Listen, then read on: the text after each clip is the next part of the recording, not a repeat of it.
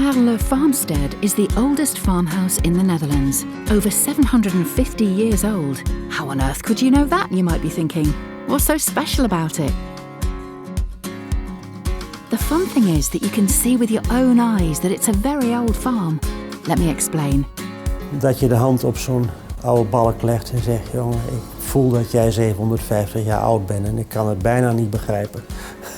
Dat je dat zomaar vast kunt houden. Ja, dat is ontroering. Dat is het mooie van mijn vak. Als je je blijft verwonderen, kun je ook leuke dingen ontdekken. En als je denkt, ik weet het allemaal wel, dan ontdek je niks en dan zie je ook niks.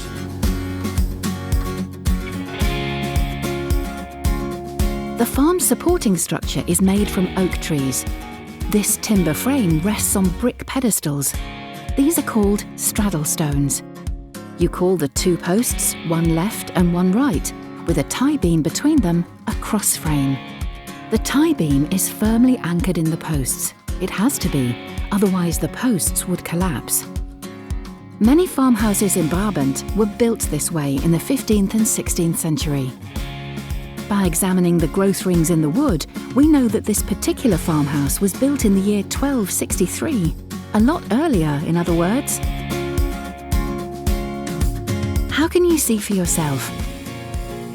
Have a look at this tie beam. It's balanced on top instead of in between, and it's not firmly trussed. Why is this one different? In the 13th century, when bricks weren't easy to come by, the posts were simply driven into the ground. A post in the ground won't tip over so easily. In other words, the tie beams didn't need to be trussed. Also, they did not build this timber frame by raising a succession of cross frames. Instead, they used two longitudinal aisle frames. These frames were laid out on the floor and assembled by a craftsman. Next, they were hoisted up and the tie beam was placed on top. The wood in the ground would rot, of course. That's just how it was. After 50 years, the posts would have rotted through. A lot changed in the 13th century. It was what you call a transition period. Bricks were more readily available. Now the farmer could use brick, which meant the posts would no longer rot away. Iedere verandering aan deze boerderij is een bladzij uit het geschiedenisboek. En we kennen niet alle bladzijden, we hebben ze niet allemaal kunnen lezen. Maar dat hele verhaal, dat is belangrijk. Er is ontzettend veel belangstelling, gelukkig, voor oude boerderijen. Er is al zoveel verdwenen door economische veranderingen.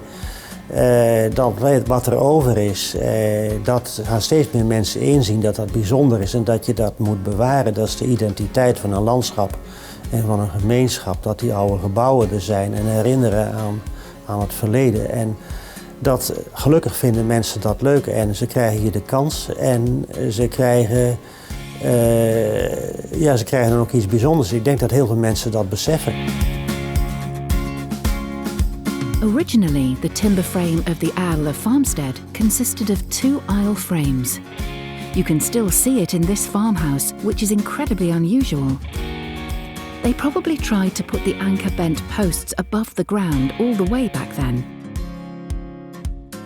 Over time, the farmhouse has undergone multiple renovations in line with the requirements and possibilities of the day.